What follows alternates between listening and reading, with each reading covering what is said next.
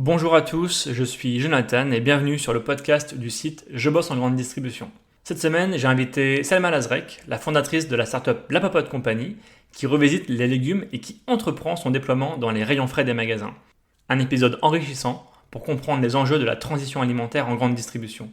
Bonne écoute. Bonjour à tous, alors aujourd'hui j'accueille toujours avec plaisir, avec le sourire, une nouvelle invitée, pardon, en la personne de Selma Lazrek. Bonjour Selma. Bonjour Jonathan. Alors je précise pour nos auditeurs que nous respectons les gestes barrières. Je crois que tu es à quelques kilomètres, centaines de kilomètres de distance, parce que tu es basé à Lyon. Tout à fait. Alors Selma, tu es la fondatrice de la Popote Company et tu exerces aussi le métier de maman. Et on verra que ça a aussi son importance dans ton quotidien. Alors ta jeune startup a pour ambition de proposer des produits naturels qui revisitent les légumes avec originalité et gourmandise.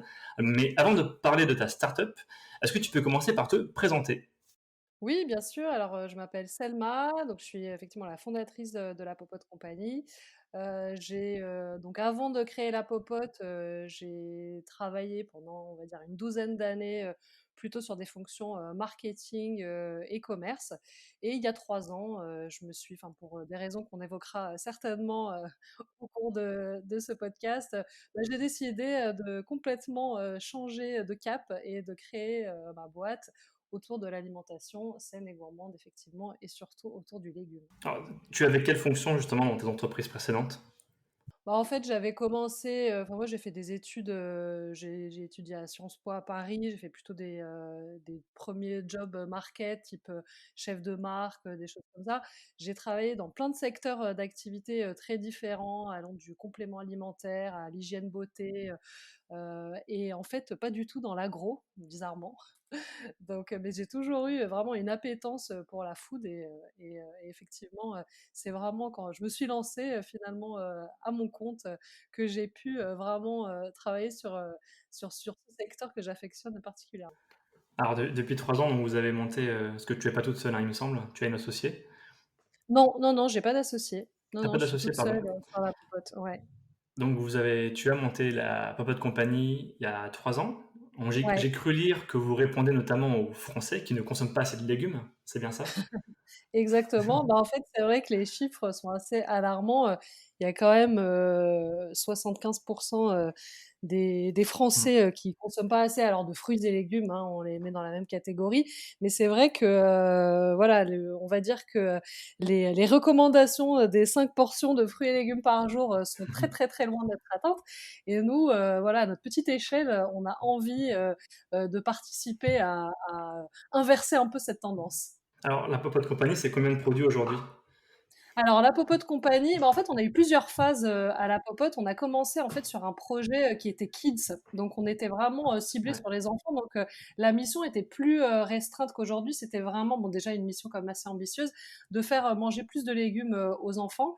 Et en fait, au bout d'un an, on s'est rendu compte que nos produits, plaisaient, pas qu'aux enfants, aussi à leurs parents, à nos copains, aux étudiants, aux seniors. Enfin, on s'est dit quand même: «C'est un petit peu dommage, on est un peu trop niche». Et en fait, c'est à ce moment-là, donc au bout d'un an, qu'on a vraiment commencé à diversifier les gammes. Aujourd'hui, alors on a développé 4 gammes de produits, donc on a une douzaine de produits qui existent, bon, qui ne sont pas encore toutes sur le marché parce que le Covid est passé par là Ouais. entre-temps.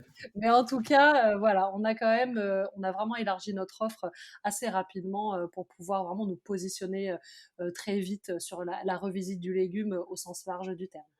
Alors quand tu dis revisiter le légume, qu'est-ce que tu entends par là? Quelle est la promesse réelle finalement de vous par rapport à d'autres industriels? Bah, en fait, aujourd'hui, les industriels, hein, qu'on connaît, positionnés, sur le légume, proposent beaucoup, de produits, assez, bruts finalement, hein, et du quotidien. Nous, on essaye vraiment de revisiter le légume, c'est-à-dire de proposer, alors certes, des produits qui sont très, très simples dans leur composition, ça c'est très important pour nous de rester vraiment au plus proche du fait maison, on propose des choses très naturelles, mais néanmoins, on revisite le légume, c'est-à-dire qu'on va vraiment oser l'originalité des recettes et notamment des associations d'ingrédients. C'est-à-dire que la popote, c'est pas, on va pas, voilà, proposer une poêlée de haricots verts. C'est pas nous ça. C'est pas, on n'aurait pas de légitimité là-dessus. Par contre, proposer une boulette poulet haricots verts, oui. Et c'est vraiment ça qui fait un petit peu notre différenciation sur le marché, c'est qu'on va aller chercher ce qu'on peut faire du légume pour le rendre plus sexy, plus sympa, plus attractif, plus Ouais. gourmand, et pas en le proposant simplement dans son état brut. Alors quand tu dis plus sexy, ça veut dire quoi? Ça veut dire, moins d'additifs, une liste d'ingrédients plus courte? Vous Ah avez aussi oui, des produits bio, il me complètement. semble, hein, c'est ça, hein? Ah, bah, en fait, on a, justement tous nos produits sont bio maintenant. Alors c'était pas le cas au départ, on avait, quelques produits bio, quelques produits conventionnels.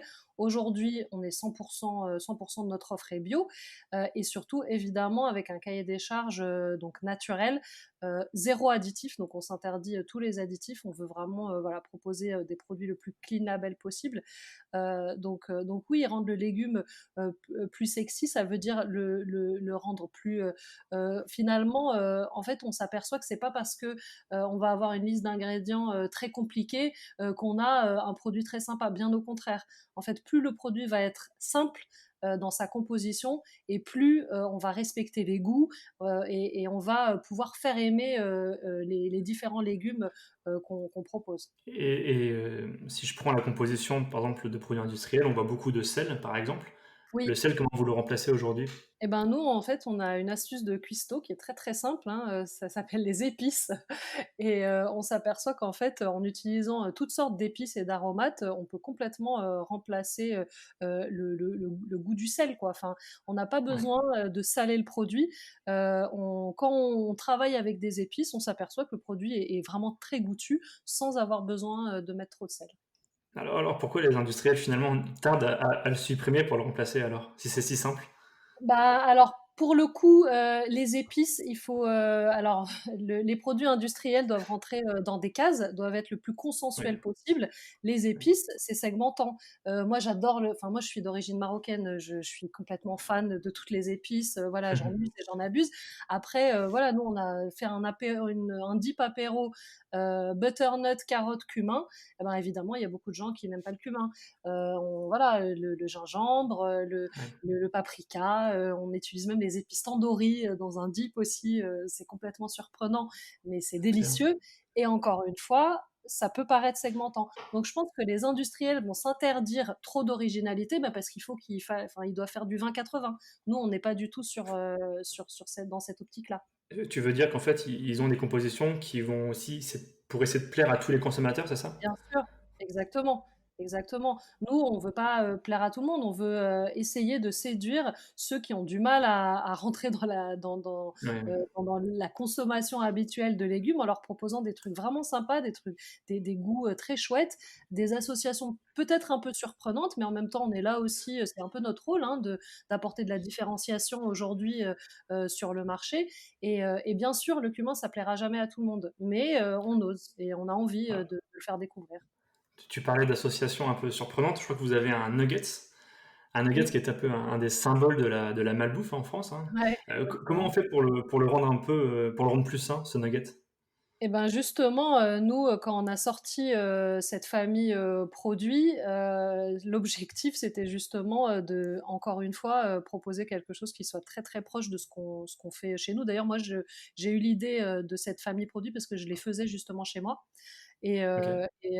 Bah, par exemple, un nuggets où on mélange du poulet, des carottes, ou même on a un poulet petit pois carottes, bah, c'est, hyper bon, c'est hyper simple. Après voilà, le choix de la chapelure aussi, il est clé parce que les chapelures, c'est toujours, assez, assez compliqué, mais voilà, on a trouvé des chapelures hyper clean, donc on y arrive, hein. Il suffit de bien chercher et de faire beaucoup, beaucoup, beaucoup, beaucoup d'essais pour que ça fonctionne en termes de texture et qu'on arrive à sortir quelque chose d'économiquement viable aussi, quoi. Oui, vous avez finalement une mission assez complexe, au-delà de vendre vos produits, qui est aussi de changer un peu la perception des consommateurs vis-à-vis de certains produits. Comment vous y arrivez aujourd'hui?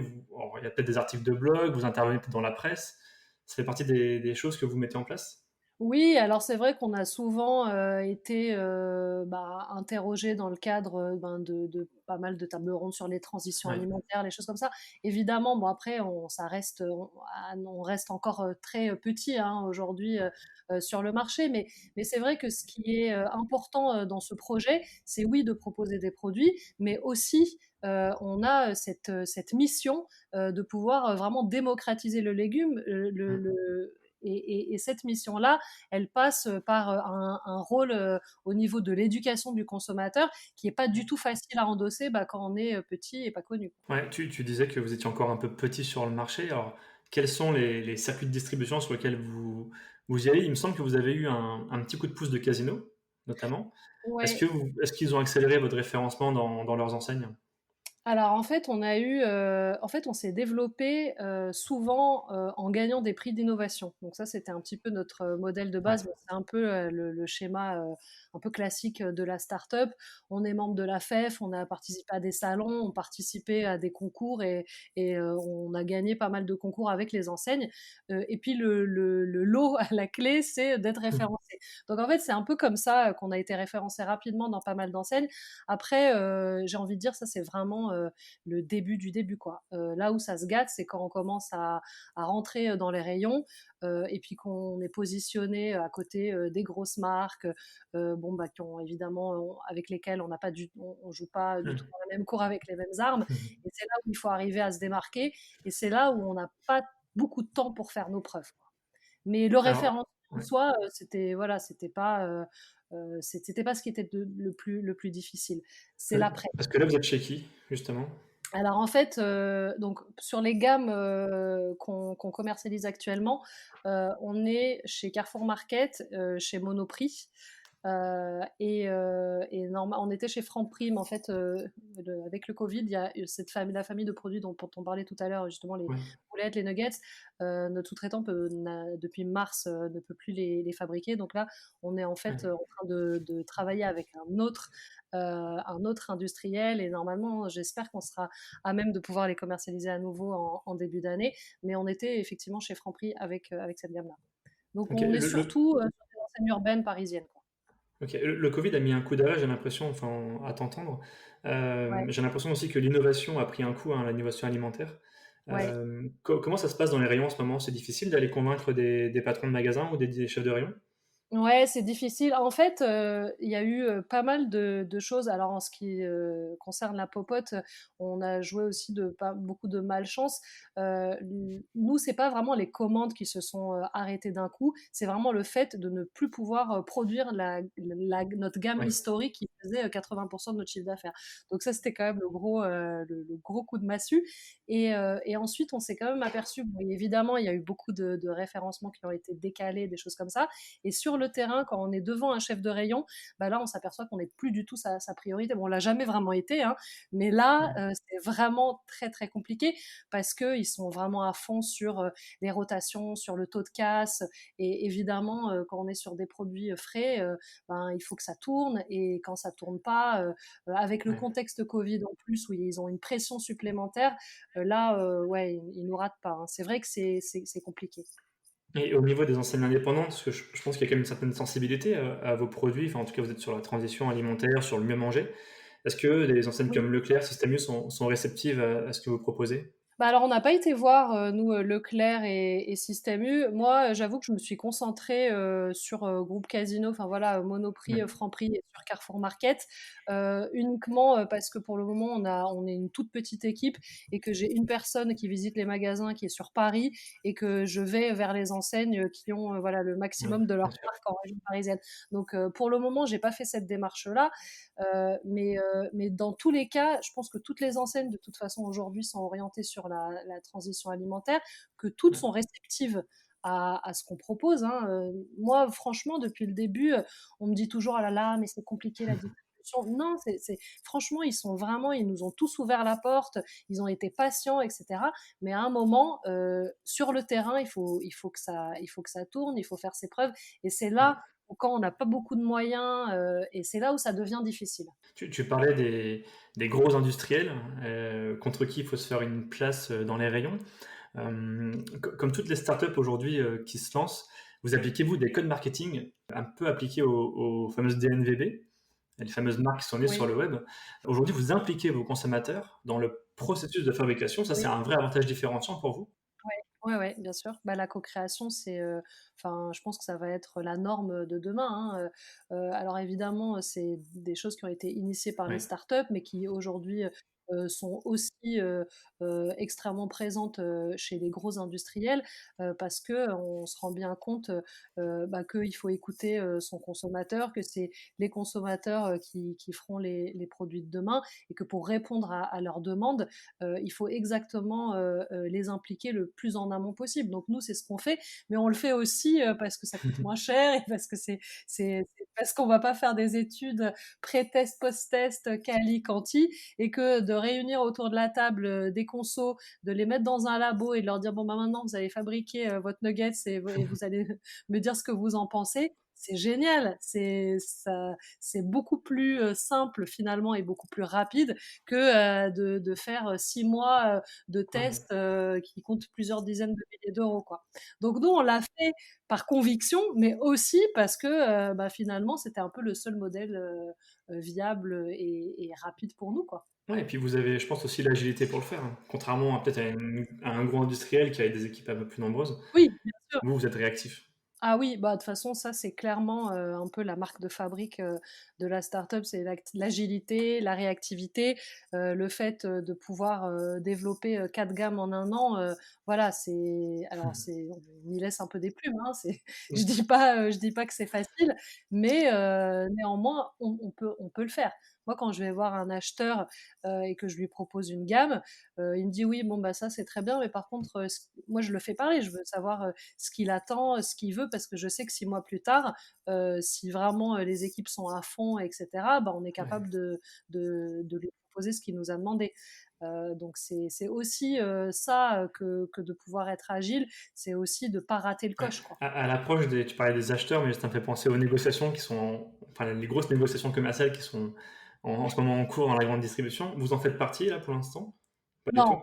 Non, non, non, pas du tout. Vous Nous, n'avez pas la force de frappe? on est complètement, non, on n'existe pas encore, hein, nous, faut être clair, hein. Nous, enfin, moi, j'essaie de contacter les acheteurs justement en dehors de ces périodes de négo, en mode INO, voilà, donc j'essaie d'être le plus tôt possible en contact avec eux pour pouvoir avancer et, on va dire, peaufiner le produit jusqu'au moment où ça rentre dans leur rayon. Si possible, en utilisant au maximum leurs conseils, leurs feedbacks, parce que c'est quand même des pros de Ouais. leur catégorie normalement. Et, mais non, non, nous, on n'est pas invités aux tables de négo, on n'en est pas là, on n'existe pas, on n'apparaît pas dans les panels. Enfin voilà, on est encore un tout petit acteur du marché qui essaye de faire sa place.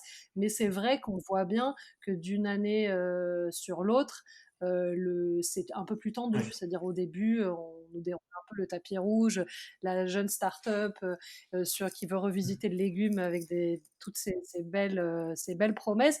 Et derrière, ben, quand on regarde les rotations, on se dit, bon, ben, la start-up, il faut quand même qu'elle fasse au moins la moitié des rotations de ceux des petits copains qui sont implantés à côté et qui font leurs preuves depuis 10 ans, quoi. C'est difficile, ça, d'analyser les ventes en rayon ou de faire en sorte d'être plus visible? Ouais, mais nous, c'est vraiment surtout, bon, alors on s'attaque à des catégories qui sont compliquées, hein. L'apéro frais, Le le traiteur? traiteur, même les soupes fraîches, c'est quand même, surtout les enseignes qu'on va voir, c'est des marques qui sont hyper fortes, qui ont leurs consos, les consos ont leurs habitudes. C'est très difficile. Et puis nous, on arrive, voilà, chez Monoprix sur l'apéro, on a 2 refs. À côté, enfin voilà, il y a un mastodonte qui fait des produits, alors certes avec beaucoup d'additifs, mais qui sont quand même bons en termes de goût et qui sont hyper bien marketés et qui ont leurs consos, hein. Et c'est dur, ouais, c'est très très dur d'émerger parce que on a beau avoir un pack le plus clair possible, derrière rien ne remplace la force de frappe de la visibilité linéaire, quoi, qu'on n'a pas. Ouais, ça passe par quoi justement? Ça passe, déjà par une bonne implantation, peut-être qu'on pourra Ouais. en reparler, de l'animation en point de vente aussi? Oui, bah ça, on essaie d'en faire le maximum. Alors là, malheureusement, avec le Covid, Ouais, la déguste nous, ça passe vraiment par la dégustation. Nous, c'est très rare, enfin, on a un taux d'achat, post-dégustation qui est énorme. Après, on peut pas, animer en continu malheureusement tous les magasins, toutes les semaines, mais c'est Ouais. vrai qu'on voit bien que quand on fait de la dégustation, les gens a adorent nos produits.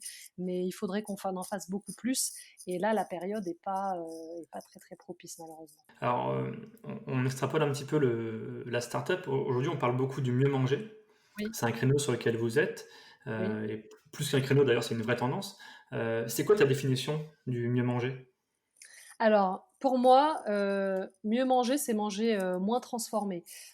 Moi, ce qui m'ennuie un petit peu aujourd'hui, avec le mieux manger, c'est qu'il y a énormément de choses, des belles choses, hein, qui ont été mises en place, le Nutri-Score, Yuka, je trouve ça génial, ça fait bouger les lignes, ça a mis un gros coup de pied, dans la fourmilière. C'est absolument, voilà, des initiatives qu'on apprécie et pour lesquelles on s'est tout de suite engagé aussi. Par contre, l'ultra transformation, j'ai l'impression que les gens débarquent complètement sur ce sujet, alors que aujourd'hui il y a 80% des produits industriels qui sont ultra transformés.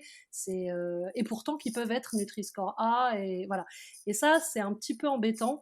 Et pour moi, moi je pense que l'ultra transformation c'est le sujet des prochaines années quoi. C'est le défi des prochaines années. Et c'est Ouais, compliqué. alors tu parles d'ultra transformation, on parle, si on extrapole un peu plus, de label bio, de clean label, de naturel, naturalité, on parle de conso local, on parle de Nutri-Score, si tu en as pas mal parlé. Oui, Hem, ouais, mais le problème, c'est que tout le monde, enfin, il y a un amalgame en fait qui se fait. C'est-à-dire qu'il y a, moi, j'ai même des directeurs de magasins, j'ai halluciné, qui me disent, ah bah vos produits, comme, comme ils sont bio, on les a positionnés dans le diététique. Ou ah mais c'est pas végétal, mais du coup je peux pas les mettre dans le bio. Mais enfin, et là j'ai vraiment, je me suis dit c'est quand même pas possible. Et il y a aujourd'hui encore beaucoup de gens autour de moi qui pensent que bio c'est diététique, que parce que c'est Nutri-Score A, et ben c'est sain, c'est bon pour la santé. Nutri-Score A, ça veut dire bon pour la santé. Ben non, et puis surtout la révolution végétale, ben on se demande où est le légume dans la révolution végétale, quoi. Hein. ouais, je te rejoins complètement et La révolution végétale, et ça c'est quand même assez déprimant, quoi. Hein. Donc nous, ce qu'on essaie de faire, c'est de dire ouais, ben en fait le végétal, les légumes sont là, quoi. Hein. Le végétal, c'est pas du blé et du soja, c'est pas enlever les œufs, c'est pas, enfin, on a l'impression qu'il y a une sorte de mouvement écolo et anti-viande, et on appelle ça la révolution végétale. C'est hyper dommage, c'est hyper dommage. Donc nous, on veut que ouais. le légume fasse partie de cette révolution. Il a quand même plus que largement sa place, quoi. Et j'ai l'impression qu'on a beaucoup de termes, il y a beaucoup de combats, Ouais. différents. Tu parles de révolution digitale, on parle de végétarien, de flexitarien et je trouve qu'il y a beaucoup d'informations. Est-ce que finalement ça noie pas le consommateur? Ah, bien sûr, hein, mais c'est en plus, il y a Et trop de labels, c'est hyper dur de faire le tri, dans tout ça. Moi qui suis ouais, vraiment, du métier, franchement parfois j'en perds mon latin, et quand j'interroge les gens autour de moi qui sont quand même des gens qui s'intéressent, alors de près ou de loin, à leur bien sûr. alimentation, mais qui sont pas complètement, voilà, qui mangent pas, 100 de leur temps, qui sont pas sur la malbouffe, quoi. Et ces gens-là, je m'aperçois quand même que leur niveau de compréhension de tous ces enjeux est quand même extrêmement faible. Donc je me dis à l'échelle nationale, c'est quand même chaud, quoi. Et je sais pas aujourd'hui comment faire, comment Mmh. ça va s'articuler tout ça pour qu'il y ait enfin ben, un label de confiance.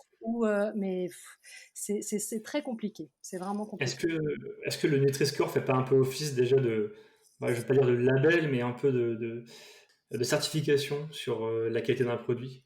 Oui, alors c'est un premier.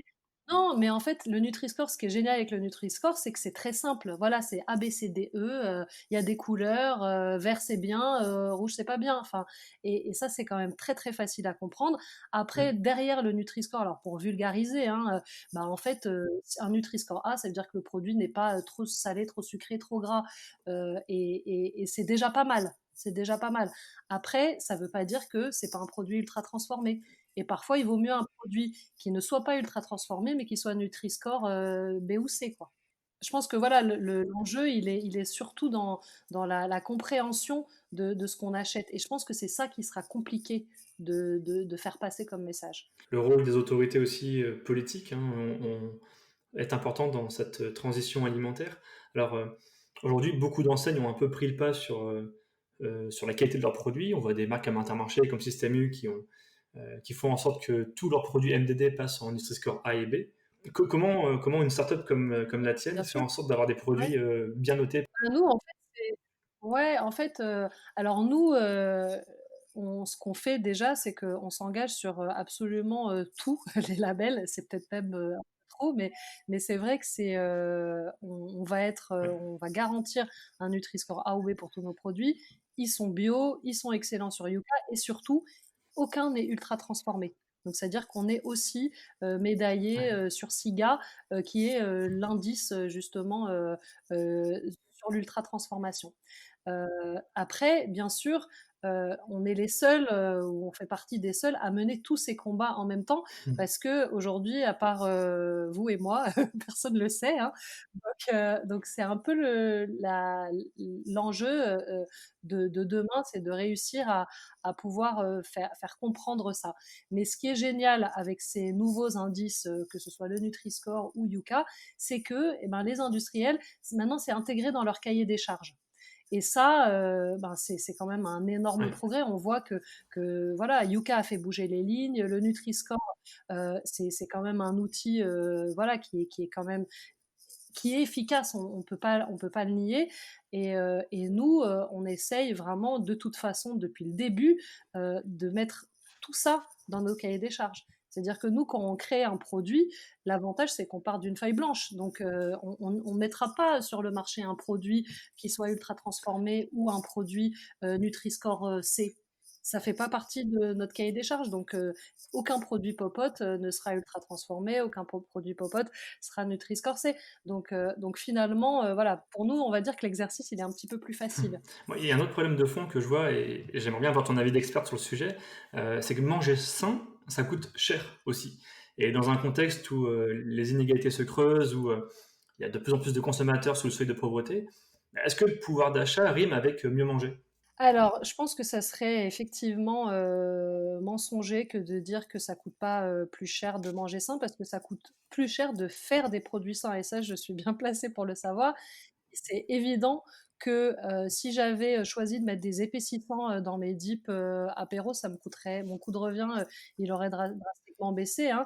Si j'avais choisi de mettre du sucre ou du sirop de glucose, par exemple, dans mes sauces culinaires, au lieu de mettre du fruit, parce qu'on met du fruit pour sucrer, bah, Ok. évidemment, bah, j'aurais pu vraiment gagner, je pense, au moins enfin, quelques points Ouais. en termes de.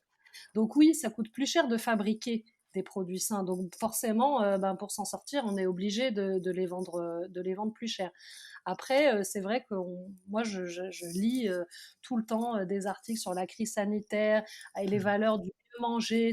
Très honnêtement, c'est quelque chose que je ne constate absolument pas dans les magasins, sur le terrain. Quand on est sur le terrain, qu'on parle avec un chef de rayon, tout le monde nous dit que les gens regardent le prix et que les gens ont perdu du pouvoir d'achat et que le prix, ça devient vraiment quelque chose d'encore plus présent qu'avant. Donc c'est ça que je trouve un petit peu un peu curieux. Moi, de mon point de vue, je vois pas trop comment la crise sanitaire peut accélérer le mieux manger. Comme ça, j'espère que évidemment les gens qui étaient restés chez eux ont fait leur pain, ont fait leur yaourt, ont cuisiné, donc peut-être. Mais bon, après le naturel revient. Hein, donc je pense que ceux qui avaient l'habitude une certaine habitude de consommation reviennent à leurs habitudes de consommation. Mais ouais, il y a un vrai enjeu sur le prix. Hein. Nous, on essaye vraiment de faire le max pour rester compétitif, parce qu'on ne peut pas hein, vendre un produit deux fois plus cher. Mais l'exercice, il est Parce pas qu'à facile. côté des grosses marques qui sont dans le rayon, enfin qui sont voisins de votre rayon, vous êtes beaucoup plus Ouais. cher? On peut te donner un prix ou... Non, en fait, j'ai baissé à chaque fois, je baisse mes prix pour pouvoir m'aligner, parce qu'au départ, moi, voilà, je faisais partie des gens qui croyaient que mieux manger, bah, qu'on était prêt à mettre Ouais. plus pour un meilleur produit, pour un produit beaucoup plus qualitatif. C'est ce qu'on voit aussi dans les intentions d'achat, sauf que derrière, concrètement, dans les actes d'achat, ça se manifeste pas comme ça. Donc du coup, bah, j'ai baissé mes prix, donc j'ai rogné sur mes marges. Aujourd'hui, je suis encore une start-up pas du tout rentable, voilà, donc je peux encore me permettre d'être enfin, de jouer cette carte-là, en espérant qu'avec des effets d'échelle, je pourrais rebasculer vers quelque chose d'économiquement viable. Voilà, c'est ça qu'on attend, c'est de Ouais. pouvoir derrière massifier, faire du volume, faire des synergies, faire des économies d'échelle. Mais au jour d'aujourd'hui, si je veux me positionner comme tout le monde, avoir un prix qui soit acceptable, bah, je suis obligée de faire des marges très très très Donc, faibles. ce que tu me dis, c'est que tu as besoin de faire du volume demain pour être beaucoup plus rentable, c'est ça? Et Bien alors, sûr. pour faire plus de volume, est-ce que vous avez une stratégie sur le web aujourd'hui pour essayer d'aller attirer des nouveaux consommateurs? Oui, alors on a une stratégie. En fait, le problème, c'est en s'étant lancé sur des produits Oui, frais, heu au départ, on n'avait que des produits frais. Maintenant, on a aussi du sec. Mais quand on a que des produits frais, on peut pas vendre en ligne. oui. C'est impossible. Voilà. Et du coup, en fait, on n'a pas pu avoir cette stratégie d'acquisition, d'avoir une communauté qui achète nos produits Ouais. online, de tester comme ça et ensuite d'aller dans les magasins. On a été tout de suite obligé d'être en point de vente physique. Et ça, effectivement, ça se fait pas du jour au lendemain. C'est quand même beaucoup plus compliqué. Il y a une stratégie, voilà, d'acquisition qui est très lente. Ensuite, il faut les fidéliser, ces points de vente. Hein. C'est pas Ouais. parce qu'on est vendu quelque part que ça marche. Donc voilà. Donc on va dire la montée en puissance, elle est super lente. Et on peut pas, voilà, ça peut pas être indéfiniment lent. Il faut qu'il y ait un moment où ça s'accélère rapidement. Alors, pour les chefs de rayon ou les directeurs qui nous écoutent aujourd'hui, comment je fais pour te contacter si je suis intéressé par te référencer? Est-ce que tu distribues dans toutes les régions de France aujourd'hui? Oui, oui, oui. Alors nous, on peut distribuer dans toutes les régions de France. C'est vrai qu'on privilégie pour le moment la région parisienne parce qu'on a quelqu'un qui tourne justement dans les magasins, qui peut visiter les magasins pour le moment que sur Paris. C'est pour ça qu'on privilégie plutôt la région parisienne, mais on serait capable de livrer ailleurs, hein. Moi, au début, je livrais aussi la région Rhône-Alpes, sauf que voilà, j'ai pas aujourd'hui la force commerciale pour, donc je me suis reconcentrée sur Paris, mais théoriquement, on pourrait livrer n'importe où. Alors, on arrive bientôt à la fin de ce podcast et tu es aussi entrepreneur et j'ai l'habitude de m'intéresser aussi au parcours du chef d'entreprise. Qu'est-ce qui t'a poussé à te lancer dans ce sacré combat? Ouais, moi, c'est vraiment quand j'ai eu mes enfants, en fait, que j'ai commencé à vraiment me demander, ce que je leur donnais à manger, ce que je mangeais, ce que je mettais dans mon assiette. Et là, je me suis dit quand même, c'est les produits industriels, c'est quand même compliqué. Ils voulaient pas manger de légumes et je me disais: «Mais comment c'est possible?» Donc je testais des choses. En fait, je me suis aperçue, voilà, qu'en essayant, chez moi, avec ma popote interne, de faire des trucs, que ça marchait bien et qu'il y avait vraiment du répondant. Et c'est vraiment comme ça que j'ai eu l'idée. Je me suis dit, en fait, la popote que je fais chez moi, je peux peut-être aussi la proposer en grande distribution. Et voilà, c'est comme ça que j'ai eu le déclic. Et puis, je me suis dit, allez, on n'a qu'une vie, il faut penser. Alors, je finis toujours le podcast par une question, c'est qu'est-ce qu'on peut te souhaiter dans les mois qui viennent? Et ben, déjà de pouvoir, recommencer à fabriquer, tous les super produits, qu'on fabriquait, avant le covid. Ça, c'est la première chose. Donc et surtout, de pouvoir, continuer, à faire bouger les lignes et à faire manger, plus de légumes, et surtout, que les gens, qui mangent, nos produits, y prennent du plaisir. Et que voilà, l'alimentation végétale, demain ne soit pas, que composée, de blé et de soja, quoi. Ouais, ce sera un beau mot de la fin. Merci Selma, Merci beaucoup, Jonathan. merci et à très bientôt. Merci à tous d'avoir écouté ce podcast. Vous pouvez retrouver l'ensemble des podcasts sur toutes les plateformes d'écoute. Si vous avez une suggestion, n'hésitez pas à me solliciter sur le site jebosseengrandidistribution.fr ou sur nos réseaux sociaux. À très bientôt.